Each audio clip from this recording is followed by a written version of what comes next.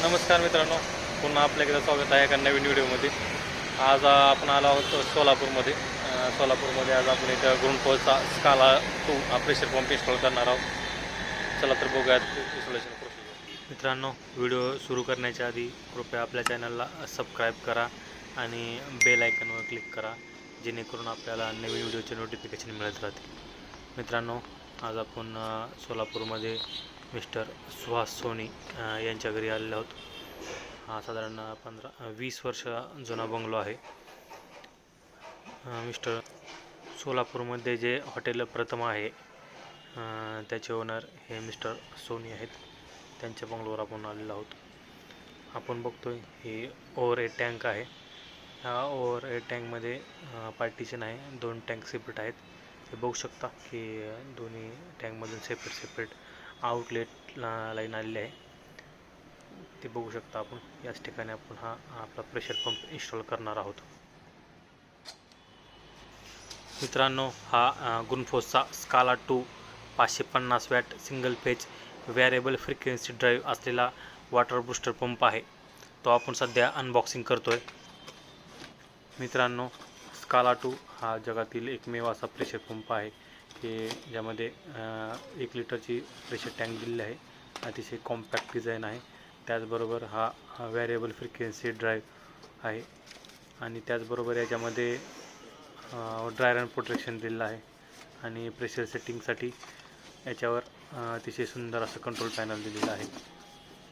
Inbuilt या system सगळ्या दिलेल्या आहेत। अतिशय कॉम्पॅक्ट आणि अट्रॅक्टिव्ह असे डिझाईन आपल्याला बघायला मिळेल।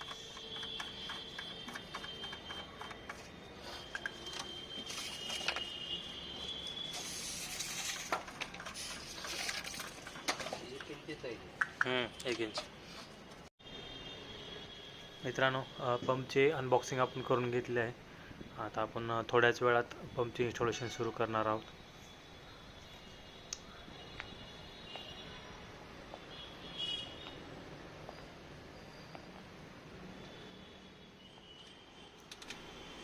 पंपचे इनलेट आणि आउटलेट हे 1 इंचीमध्ये येते, त्यामुळे आपण हे CPUCचे 1 इंचीचे 2 युनियन आणलेले आहेत। त्याचबरोबर एल्बो पण आणलेले आहेत आणि हे जे प्लंबिंग केलेलं आहे या प्लंबिंगमध्ये ऑलरेडी इथं बायपास लाईनची वगैरे प्रोव्हिजन केलेली आहे, त्यामुळे आपल्याला जास्त मटेरियल वगैरे लागणार नाही आहे। मित्रांनो, आपण इन्स्टॉलेशन करण्यासाठी UPUC, CPUC आणि GI तिन्ही मटेरियलचा यूज करू शकतो। मित्रांनो, हा बंगलो साधारण 20 वर्ष जुना असल्यामुळे जी प्लंबिंग आहे हे GI मध्ये केलेली आहे, पण आपण सध्या जे मटेरियल वापरतो तो CPUC वापरतो आहे, कारण GI मध्ये इन्स्टॉलेशन करण्यासाठी खूप वेळ लागतो आणि पाईप वगैरे कट करण्यासाठी खूप कठीण जाते। सध्या आपण पंपचे इनलेट आणि आउटलेटला दोन्ही साईडला युनियन जॉईन करून घेत आहोत। मित्रांनो, इन्स्टॉलेशन करत असताना आपण इनलेट आणि आउटलेटला पट्टीवालही देऊ शकतो, जेणेकरून फ्युचरमध्ये आपल्याला पंप सर्व्हिससाठी वगैरे द्यावा लागला तर पंप रिमूव्ह करून दोन्ही पट्टीवाल बंद करून आपण रेग्युलर पाणी यूज करू शकतो। मित्रांनो, सध्या आपण जे पंपचे इन्स्टॉलेशन करतो आहे हे सध्या टेम्पररी करतो आहे। आपण सध्याला कवरिंग वगैरे केलेलं नाही आहे, पण ऊन आणि पावसाच्या प्रोटेक्शनसाठी आपल्याला ह्याला कवरिंग करावे लागणार आहे। तसा हा पंप आउटडोअरसाठी डिझाईन केलेला आहे, पण आपण याला कवरिंग करू शकतो, जेणेकरून पंपची ड्युरेबिलिटी वाढू शकते। आपण याला फॅब्रिकेशनमध्ये स्टँड वगैरे करून व्यवस्थितरित्या कवरिंग करून इन्स्टॉलेशन करू शकतो। पंपचे कनेक्शन करत असताना फक्त आपण हे कोल्ड वॉटरसाठी केलेले आहे, कारण हॉट वॉटरसाठी जे सोलार आहे हे खूप जुने आहे, त्यामुळे आपण याची टेस्टिंग डायरेक्टली घेऊ शकत नाही आहे। कारण सोलार जर जुना असेल किंवा प्रेशरला सपोर्ट करत नसेल ते खराब होऊ शकते। त्यासाठी आपण नंतर याची गरम पाण्यासाठी टेस्टिंग नंतर घेणार आहोत।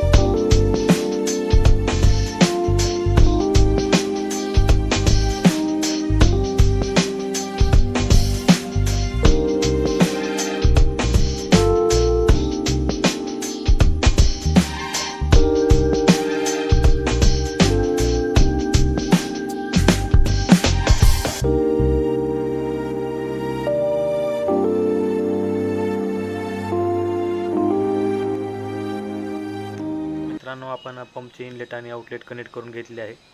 पंप सुरू करण्याच्या आधी आपल्याला लक्षात ठेवायचे आहे की पंपमध्ये आपल्याला सुरुवातीला पाणी फिल करून घ्यायचं आहे.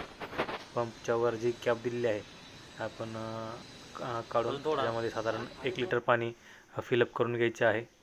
आपण बघू शकतो आपण 1 लिटर पाणी जवळजवळ फिल करून घेतलेलं आहे. आणि पाणी फिल केल्यानंतर ही कॅप आहे हे आपल्याला हातानेच टाईट करून बसवायचे आहे. त्यासाठी कुठलं टूल वगैरे यूज करायचं नाही आहे.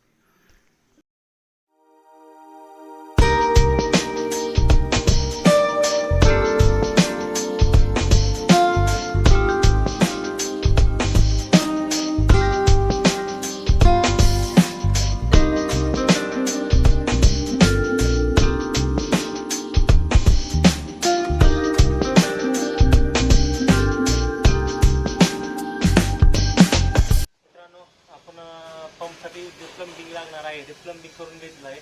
आता आपण बघूया की कनेक्शन कशा प्रकारे केलेलं आहे. मित्रांनो, हे टँकपासून जी लाईन आलेली आहे ही लाईन आपण बघू शकता. ही डाऊनटेक लाईन आपण पंपच्या इनलेटला जोडली आहे. हा पंपचा इनलेट आहे, हा पंपचा आउटलेट आहे. हा पंपच्या आउटलेटला आपण ही लाईन जोडलेली आहे. आउटलेट आणि इनलेटला आपण दोन्हीला युनियननं जोडलेलं आहे, जेणेकरून आपल्याला पंप भविष्यात कधी काढावा लागला तर आपण हा युनियन काढून सहजरित्या पंप बाजूला काढू शकतो. पंपच्या आउटलेटला आपण पट्टी वाल दिलेली आहे. त्याचबरोबर आपण बघू शकतो ही जी आउटलेटची लाईन आहे ती आपण अशा प्रकारे जोडली आहे. ते बायपास लाईनचं कनेक्शन केलेलं आहे. सपोज आपण बघू शकता की ही जी लाईन आहे त्याला इथे NRV दिलेलं आहे, तिथं पण NRV दिलेलं आहे.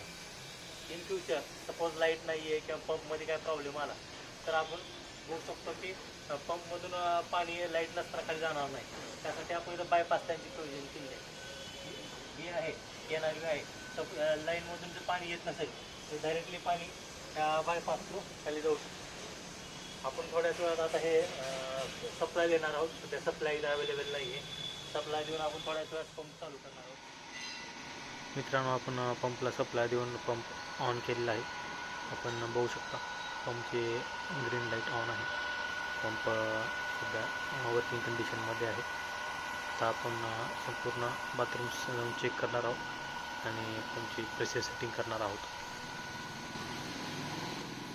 पाणी वापरता मित्रांनो, हे आहेत मिस्टर सोनी सर, या बंगलोचे ओनर.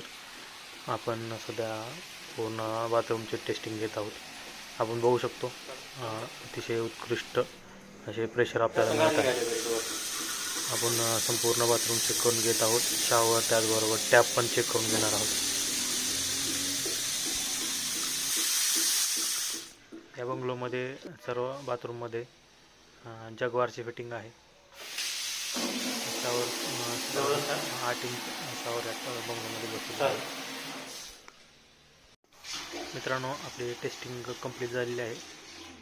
व्हिडिओ आवडल्यास लाईक करा आणि चॅनलला सबस्क्राईब करा. धन्यवाद.